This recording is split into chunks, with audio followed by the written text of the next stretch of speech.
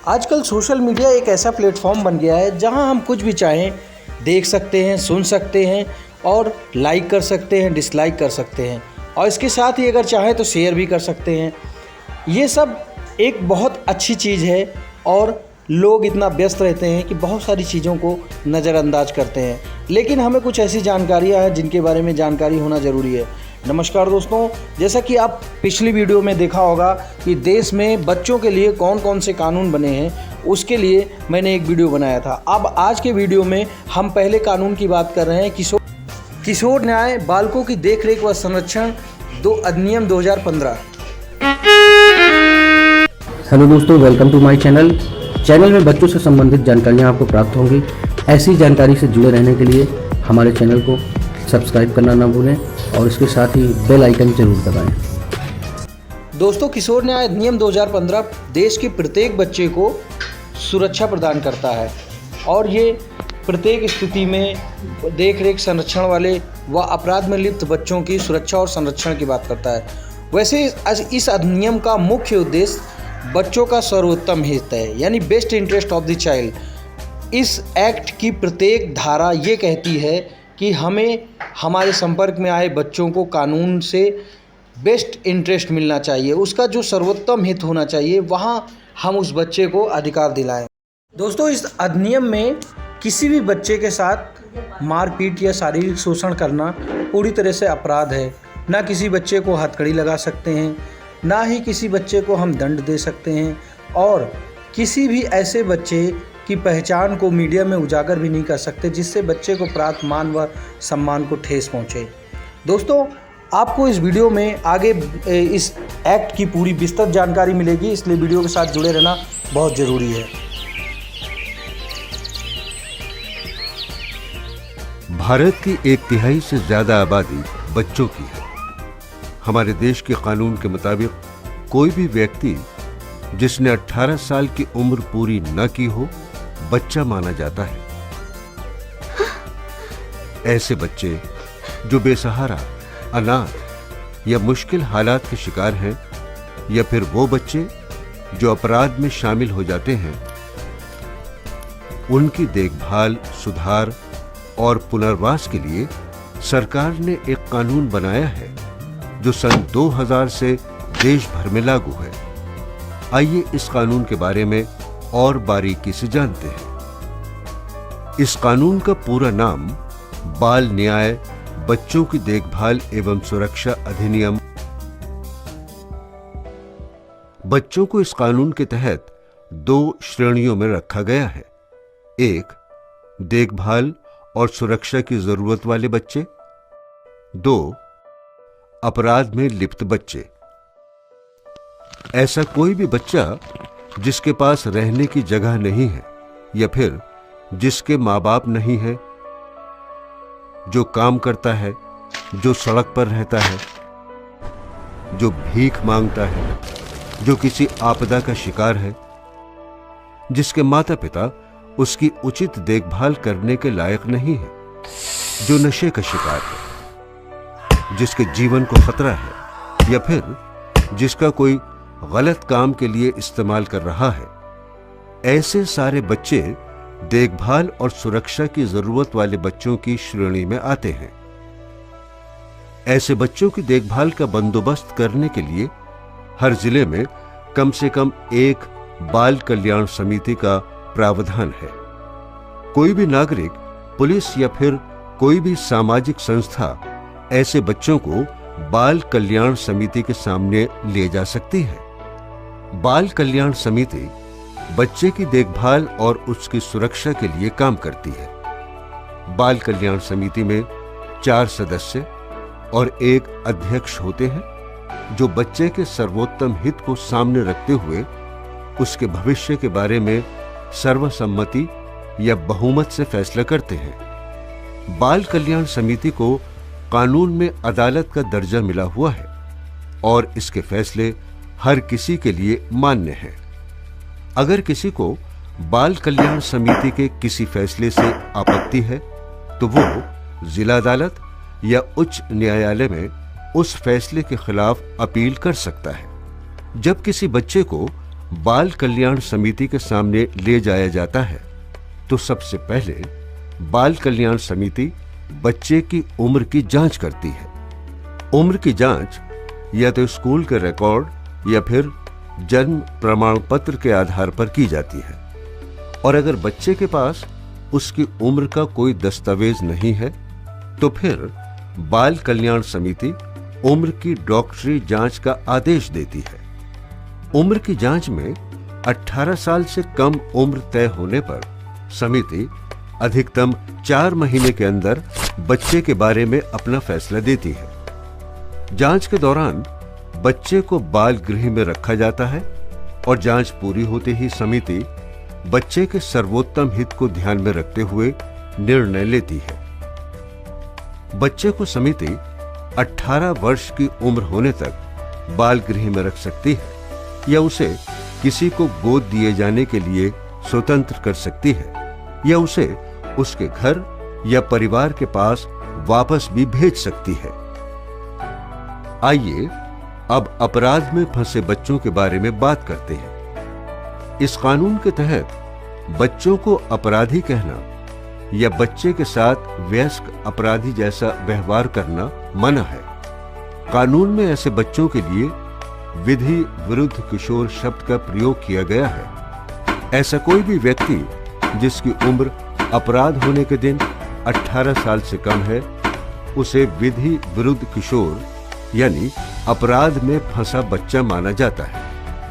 ऐसे बच्चों के मामलों की सुनवाई बाल न्याय परिषद यानी जुवेनाइल जस्टिस बोर्ड के सामने होती है। सामान्य बोलचाल की भाषा में इसे JJB कहा जाता है।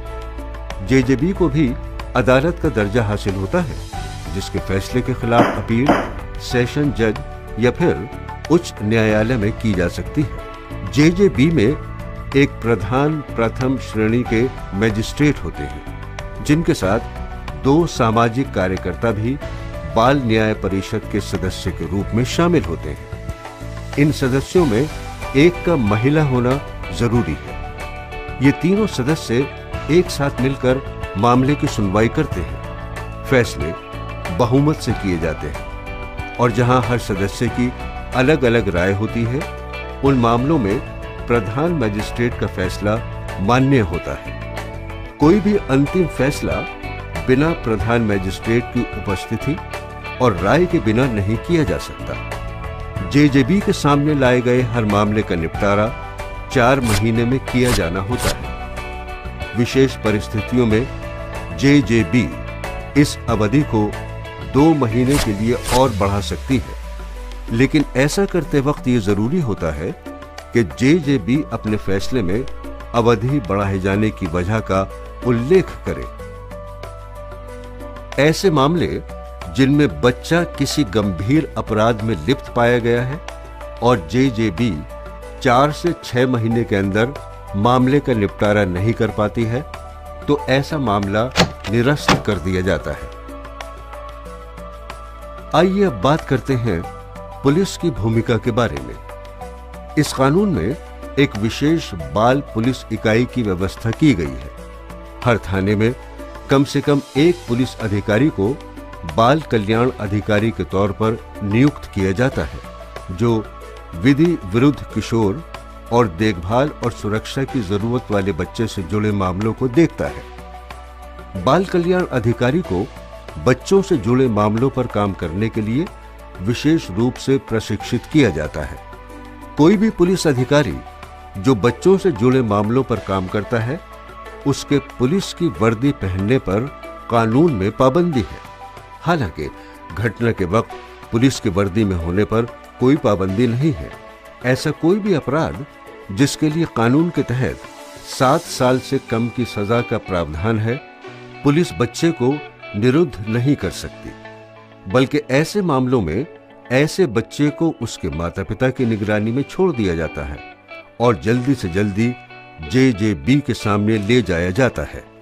जिन मामलों में अपराध गंभीर या संगीन होते हैं, सिर्फ उन मामलों में ही बच्चे को निरुद्ध किया जा सकता है और 24 घंटे के अंदर अंदर JJB के सामने ले जाया जाता है।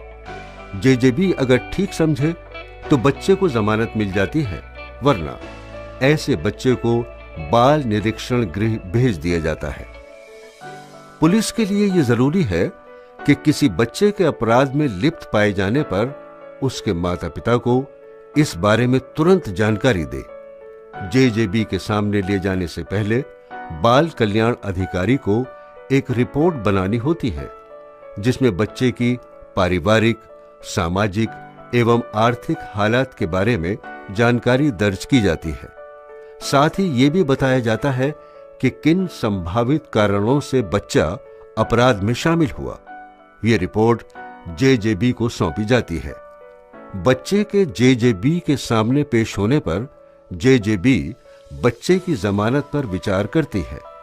जमानत पर छोड़ा जाना बच्चे का अधिकार है और जेजेबी सिर्फ उस हालत में जमानत से इनकार कर सकती है जहां जमानत देना बच्चे के हित में न हो। जैसे कि अगर बच्चे को कोई शारीरिक, मानसिक या भावनात्मक खतरा हो, या बच्चे के किसी अपराधी के चुंगल में वापस फंस जाने का खतरा हो, या फिर जहां न्याय की अवहेलना होती हो, ऐसे मामलों में बच्चे को जमानत नहीं दी जाती और उसे बाल निरीक्षण गृह में भेज दिया जाता है। पुलिस बच्चे के साथ किसी भी तरह की हिंसा, मारपीट या बुरा व्यवहार नहीं कर सकती है। बच्चे को लॉकअप या जेल में बंद किए जाने पर सख्त पाबंदी है। बच्चे को हथकड़ी भी नहीं लगाई जा सकती है। पुलिस से कानून में यह अपेक्षा की जाती है कि पुलिस अपराध में फंसे बच्चे के साथ सहानुभूतिपूर्ण तरीके से पेश आए और उसके साथ अपराधियों जैसा व्यवहार बिल्कुल भी न किया जाए। अगर कोई पुलिस अधिकारी इन कानूनों का उल्लंघन करता पाया जाता है तो उस पर आपराधिक मामला दर्ज करके केस चलाया जाता है। दोष साबित होने पर दोषी पुलिस अधिकारी को जेल हो सकती है और उसे नौकरी से निकाला जा सकता है। उच्चतम न्यायालय के एक फैसले के मुताबिक अगर 7 साल से कम की सजा वाले मामलों में पुलिस जांच अधिकारी केस दर्ज होने से 3 महीने के अंदर अंदर जेजेबी में चालान दाखिल नहीं करता है तो ऐसा मामला स्वतः समाप्त माना जाता है। आइए अब इस कानून के कुछ और पहलू देखें जो बच्चों के हित की रक्षा करते हैं। इस कानून की धारा 21 के अनुसार बाल कल्याण समिति या बाल न्याय परिषद के सम्मुख लाए गए किसी भी बच्चे का नाम, तस्वीर या फिर ऐसी कोई भी जानकारी जिससे बच्चे की पहचान का पता लगता हो किसी भी मीडिया, अखबार या फिर टीवी पर प्रकाशित करना या दिखाया जाना इस कानून के विरुद्ध है और ऐसा करने पर 25,000 रुपए तक का जुर्माना हो सकता है। हालांकि अगर ऐसा करना बच्चे के हित में जरूरी हो तो इसके लिए बाल कल्याण समिति या जेजेबी की अनुमति लेकर ऐसा किया जा सकता है। अगर किसी थाने में किसी बच्चे के आपराधिक मामलों में लिप्त होने से संबंधित कोई जांच आती है तो बच्चे के अपराध में संलिप्त होने का खुलासा करना कानून में मना है। किसी बच्चे को प्रताड़ित करना, भीख मंगवाना, बच्चे को शराब या नशीली चीज खिलाना या फिर बाल कर्मचारी का शोषण करना इस कानून के तहत दंडनीय अपराध है और ऐसा करने वालों पर इस कानून की धारा 23, 24, 25 और 26 के तहत मुकदमा दर्ज किया जाता है, जिसमें 6 महीने से लेकर 3 साल तक की सजा का प्रावधान है। इस कानून के तहत हर बच्चे को सरकार के खर्च पर कानूनी सहायता प्राप्त करने और वकील रखने का अधिकार है। कानूनी सहायता और वकील मुफ्त उपलब्ध कराना बाल न्याय परिषद और बाल कल्याण समिति की जिम्मेदारी है। इस कानून के तहत काम करने वाली हर संस्था और व्यक्ति के लिए जरूरी है कि वो अपने काम और फैसले बच्चे के सर्वोत्तम हित को ध्यान में रखते हुए करें। बाल गृह बच्चों के पुनर्वास में एक बड़ी भूमिका निभाते हैं। वैसे तो बच्चों को बाल गृह में रखकर उनके पुनर्वास पर काम करने को इस कानून में सबसे